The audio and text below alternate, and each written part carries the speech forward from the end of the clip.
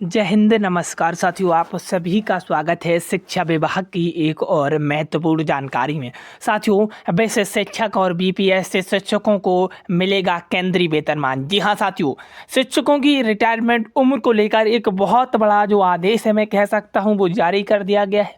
साथियों, यदि आप बिहार के शिक्षक हैं और हर अपडेट जानना चाहते हैं तो प्यारे साथियों इस चैनल को जरूर सब्सक्राइब करिएगा, क्योंकि यहाँ आपको शिक्षा विभाग से संबंधित हर कोई जानकारी देखने को मिलती है और आगे भविष्य में आपको जानकारी देखने को मिलेगी। जी हाँ, ये प्यारे साथियों 24 फरवरी 2026 का अपडेट है जो मैं आप सभी के समक्ष रख रहा हूँ।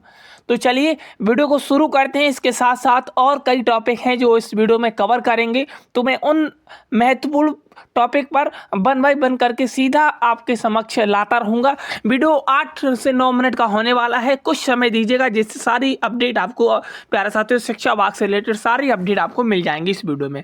चलिए तो शुरू करते हैं। दोस्तों, जो प्रश्न आपके मन में उठ रहे हैं, केवल उन्हीं प्रश्नों को आपके समक्ष लाया गया है। नई ट्रांसफर नीति कब लागू होगी और फिलहाल ट्रांसफर क्यों रोक गया है?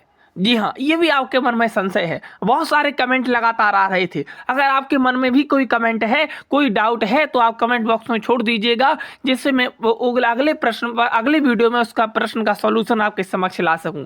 दोस्तों, शिक्षा विभाग के द्वारा स्पष्ट कर दिया गया है कि फिलहाल सभी प्रकार के ट्रांसफर, लाइब्रेरियन ट्रांसफर, प्रधान एवं प्रधानाध्यापक ट्रांसफर, म्यूचुअल ट्रांसफर की प्रक्रिया अस्थायी रूप से स्थगित कर दी गई है। इसका मुख्य कारण यह है कि विभाग नई ट्रांसफर नीति को अंतिम रूप दे रहा है। जी हाँ, सूत्रों के अनुसार यह नई नीति अप्रैल महीने में लागू की जा सकती है। इसके बाद विभाग विस्तृत दिशा निर्देश जारी करेगा और उसी के तहत ऑनलाइन आवेदन एवं आदेश की प्रक्रिया शुरू होगी। तब तक शिक्षकों को किसी प्रकार की अफवाह पर ध्यान नहीं देने और केवल आधिकारिक सूचना पर इंतजार ही रहना है। साथियों, इंतजार करने की सलाह दी जाती है आप सभी को। दोस्तों, अब सवाल ये है कि 12,819 शिक्षकों को राज्यकर्मी का दर्जा मिलने के बाद क्या लाभ होगा? जी हाँ दोस्तों, आपको बता दें, तीसरी चौथी सक्षमता परीक्षा उत्तीर्ण करने वाले कुल 12,819 नियोजित शिक्षकों को राज्यकर्मी का दर्जा दिया जाएगा। इसके बाद राज्य में कुल राज्यकर्मी शिक्षकों की संख्या बढ़कर 2,66,780 हो जाएगी।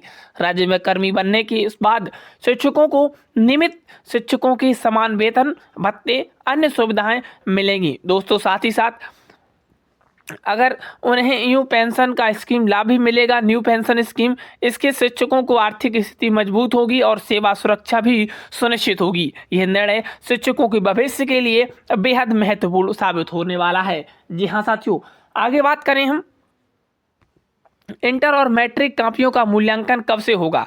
दोस्तों, फिलहाल विद्यालय परीक्षा समिति के अनुसार इंटरमीडिएट की उत्तर पुस्तिकाओं का मूल्यांकन 27 फरवरी से 10 मार्च तक किया जाएगा, जिसमें 3 से 4 को अवकाश रहेगा। 3 और 4 ध्यान रखिएगा, 3 और 4 को अवकाश रहेगा। वहीं मैट्रिक की कॉपियां का मूल्यांकन 2 से 13 मार्च तक चलेगा। मूल्यांकन कार्य प्रतिदिन सुबह 9 बजे से शाम 5 बजे तक एक ही पाली में संपन्न होगा। दोस्तों, इसके लिए परीक्षकों और प्रधान शिक्षकों की नियुक्ति कर दी गई है। विद्यालय प्रधानों को निर्देश दे दिया गया है कि वे समय पर शिक्षकों को विमुक्त करें और ताकि मूल्यांकन कार्य सुनिश्चित रूप से संपन्न हो सके। शिक्षा विभाग पूरी तैयारी कर चुका है और इस मूल्यांकन में 27 फरवरी से 10 मार्च तक किया जाएगा उत्तर पुस्तिकाओं का मूल्यांकन।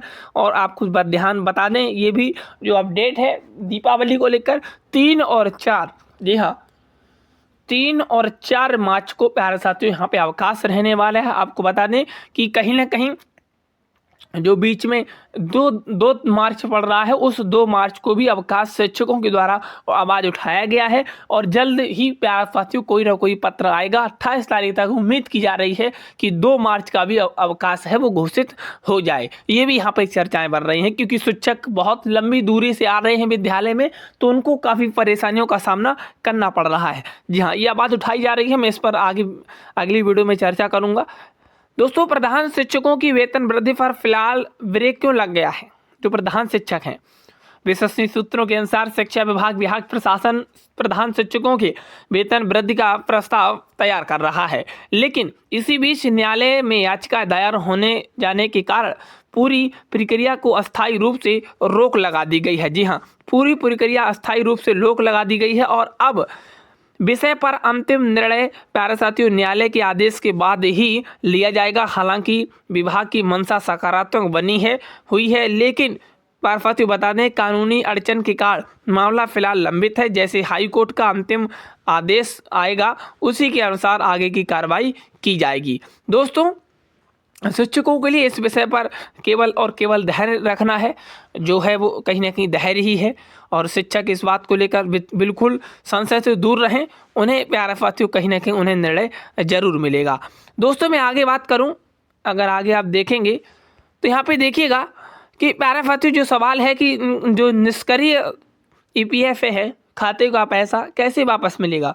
दोस्तों, कर्मचारी भविष्य संगठन द्वारा 3 से 20 वर्षों से निष्क्रिय पड़े करीब 31.86 लाख खातों में 11,000 करोड़ रुपए लौटाने का फैसला लिया है। जी हाँ दोस्तों, बता दें पहले चरण में 1,000 या उससे कम राशि यानी कि 7.11 लाख खातों की रकम सीधे आधार बैंक में ट्रांसफ़र की जाएगी। इसके लिए किसी प्रकार की कागजी कार्रवाई की आवश्यकता नहीं होगी। दूसरे चरण में शेष खातों की राशि लौटाई जाएगी। जी हाँ साथियों, जरूरत पड़ने पर जीवन प्रमाण पत्र, जी हाँ, या कहें नॉमिनी के माध्यम से भुगतान होगा। इसके लिए लाखों कर्मचारी शिक्षकों को बड़ी राहत मिलेगी। जी हाँ दोस्तों, आगे बात करें तो जनगणना 2027 में शिक्षकों की क्या भूमिका है।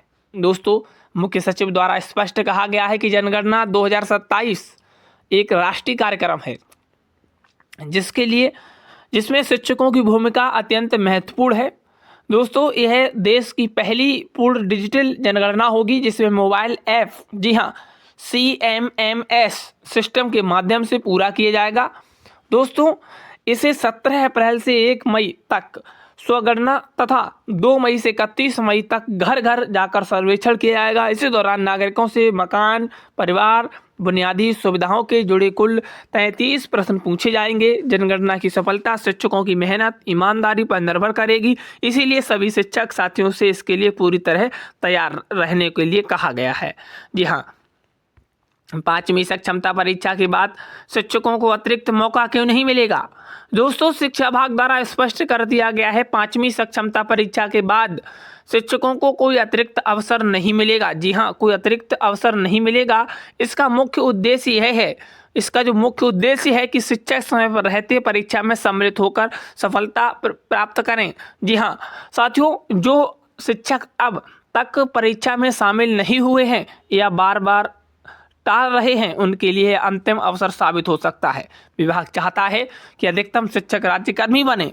जी हाँ, विभाग इस बात को लेकर चाहता है और सुविधाओं का लाभ प्राप्त करें। इसीलिए सभी शिक्षकों को गंभीरता से तैयारी कर शामिल परीक्षा में होना चाहिए ताकि भविष्य में किसी भी प्रकार की परेशानी का सामना ना करना पड़े। दोस्तों, आज के लिए इतना ही, और कोई खबर आएगी मैं आप सभी के समक्ष लेकर आऊँगा। All the best, thank you, जय हिंद, जय भारत।